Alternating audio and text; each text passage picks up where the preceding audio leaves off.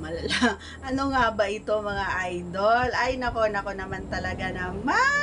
Kung sumumay naman, panoorin hanggang sa ito ay matapos. And if you are not yet connected, please do me a favor. Please do subscribe and click our tiny notification bell so that you'll be updated every time we have a new upload videos. Disclaimer din po, ang videos po natin ay para lamang po sa may bukas ang kaisipan at may malawak na pang-unawa. Kung wala po tayo nito, maaari na lamang pong mag-skip at mamili ng mga videos na nararapat para sa inyo.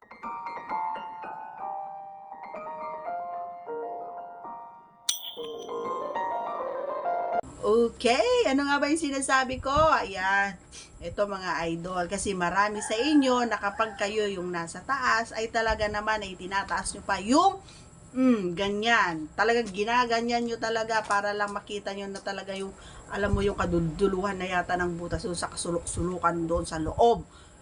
Ay nako mga idol, wag nyong ugaliin ganon. Kasi nga alam nyo mga idol, kapag laging ganon ang ginagawa nyo, magkakaroon ng, alam mo yon yung kapag, hindi ko alam kung na-experience nyo na ito. Kapag lagi kasing ginagawa nyo yon and then, unang ginawa nyo yung ganon, na talagang malala yung pag ganon nyo doon sa dalawang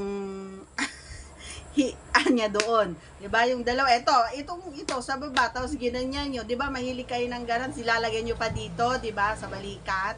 Ay naku mga idol, wag yung ugaling araw-arawin or lagi-lagi ganon na posisyon ng ginagawa nyo. Kasi kapag ang posisyon na ginawa nyo na ay yung aw-aw, mga idol,